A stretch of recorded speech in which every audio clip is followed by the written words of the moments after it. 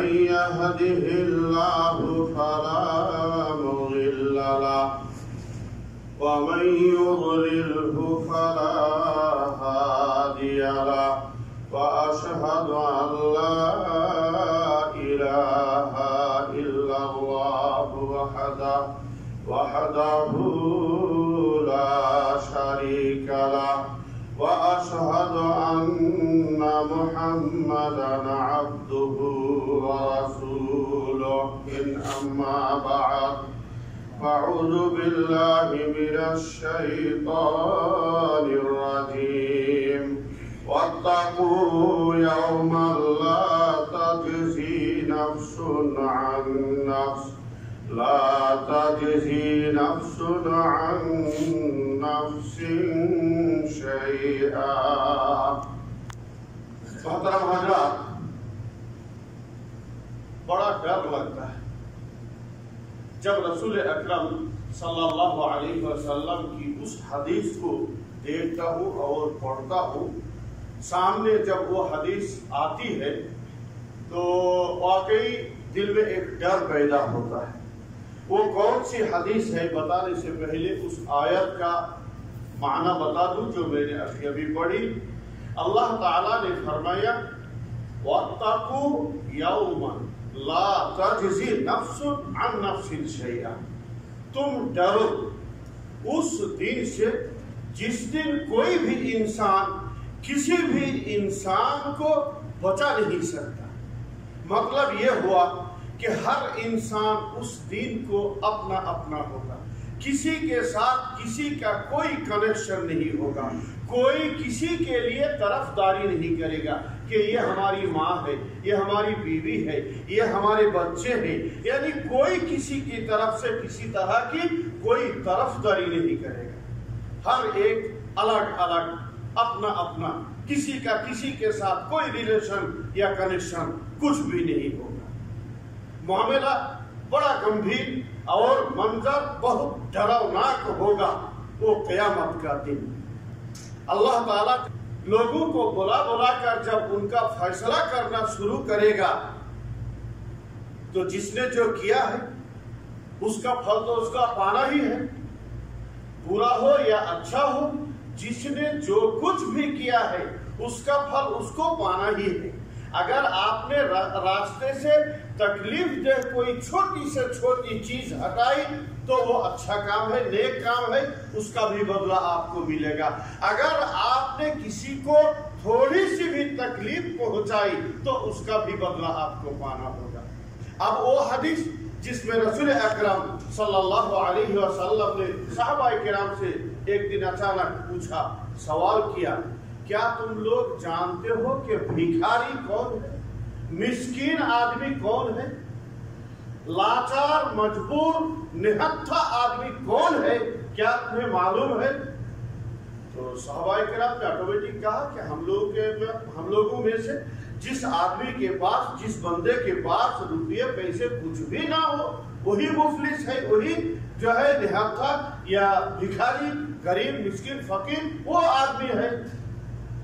تو اللہ کے رسول صلی اللہ علیہ وسلم نے کہا کہ در حقیقت بھیکاری آدمی تو وہ ہے جو قیامت کے دن نماز, روزہ, صدقہ وغیرہ لے کر حاضر ہوگا. قیامت کے دن اللہ کے سامنے وہ حاضر ہوگا. اس کے پاس ڈھیر ساری نیکیاں ہوں گی. وہ نماز پڑھ کے بھی گیا ہے, روزہ بھی رکھا ہے, صدقہ خیرات کیا ہے اور دیگر نیک سارے اعمال کر کے نیکیوں کا ڈھیر وہ لے کر اللہ کے پاس حاضر ہوا ہوگا. لیکن جب دیکھا جائے گا کہ بندہ نے کسی کو گالی دیا تھا, کسی کو تکلیف پہنچایا تھا, کسی کی چغلخوری کی تھی, کسی کی غیبت کی تھی, کسی کو تکلیف پہنچایا تھا, اذیت پہنچائی تھی, تو اس طریقے سے بندوں کے اوپر ہر طرح کا جو ظلم و ستم کیا تھا, ہر طرح سے جو ایک دوسرے کو اذیت اور تکلیف پہنچائی تھی, اس کی بنا پر اس کی نیکیوں کو لے کر کے اس کا بدلہ چکایا جائے گا. کتنی محنت سے آپ نے روزہ رکھا، زندگی بھر کتنی محنت سے آپ نماز پڑھتے رہے، ٹھنڈی اور گرمی میں 5 وقت کا اہتمام کر کے نماز پڑھنا، صدقہ خیرات وغیرہ وغیرہ، ساری نیکیاں ایک ہاتھ میں نکل جائیں۔ یعنی کہ آپ نے کسی کی چغل خوری کی ہے، مطلب آپ نے اس کے اوپر ظلم کیا ہے، اس کی عزت پر آپ نے ڈاکہ ڈالا ہے، اس کی عزت کو آپ نے مٹی میں ملایا ہے، اس کے اوپر آپ نے ظلم کیا ہے۔ اللہ تعالیٰ آپ کی نیکیوں کو لے کر اس کو دے گا اور اس کا قرضہ پورا کرے گا، اس کا ظلم پورا کرے گا۔ اس طریقے سے جس کو آپ نے اذیت پہنچائی اس کو نیکی کاٹ کاٹ کر کے دے گا۔ اس طریقے سے نیکیاں کاٹ کاٹ کر کے آپ کی نیکیوں کو لے کر کے جن لوگوں کے اوپر آپ نے اس دنیا میں ظلم کر کے رکھا تھا ان کو نیکیاں دے کر کے وہ ظلم کا بدلہ چکایا جائے گا۔ ڈھیر ساری نیکیاں کر کے آپ لے کر گئے تھے، لیکن وہاں جا کر کے ایک ایک کر کے دیکھا جائے گا نیکیاں ختم ہو گئی، اتنی ساری نیکیاں ختم ہو گئی، لیکن حقداروں کا حق ابھی بھی باقی ہے، تو پھر اب وہ کیسے چکایا جائے گا؟ اللہ کے رسول فرماتے ہیں جن حقداروں کا حق ابھی باقی ہے ان کے گناہوں کو لے کر تمہارے اوپر ڈالا جائے گا، تمہارے کندھے پہ ان گناہوں کو لادا جائے گا۔ لاسٹ میں ڈیسیشن کیا ہوگا، فیصلہ کیا ہوگا؟ اب آپ جہنم میں جاؤ ان گناہوں لے کر۔ نیکیاں تو آپ کی ختم ہو گئی، نیکیاں تو آپ کی ختم ہو چکی، اوپر سے پھر دوسروں کے گناہوں کو آپ کے کندھے پر، آپ کے سر پر لادا جائے گا۔ چنانچہ آپ کے پاس اب کیا بیلنس رہا؟ صرف گناہوں کا بیلنس رہا۔ اب ان گناہوں کو لے کر آپ کو جہنم میں جانا ہوگا۔ بڑا ڈر لگتا ہے۔ اسی حدیث کی بات بتا رہا تھا، اس لیے کہ یہ سارے کامن گناہ ہیں، جنرل گناہ ہے، جو آئے دن ڈیلی 24 گھنٹہ ہم لوگ کرتے رہتے ہیں۔ آپ اس کو ہلکے میں نہ لیں، میں جو کہہ رہا ہوں آپ ذرا دل میں بات کو بیٹھائے، ہلکے میں اس کو نہ لیں۔ کیا جواب ہوگا اس دن، کیا حال ہوگا ہمارا آپ کا اگر ہم نے اس طریقے سے اپنی نیکیوں کو کھو دیا، اپنی نیکیوں کو ضائع کر دیا۔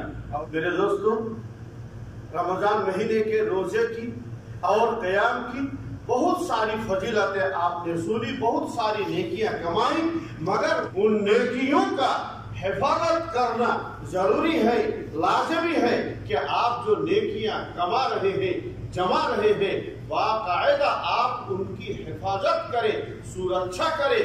اس لیے سب سے پہلے ہمارا ہدف اور ٹارگٹ یہ ہو کہ ہم جو بھی نیکی کمائیں اس کو جمائیں، اس کی حفاظت کریں۔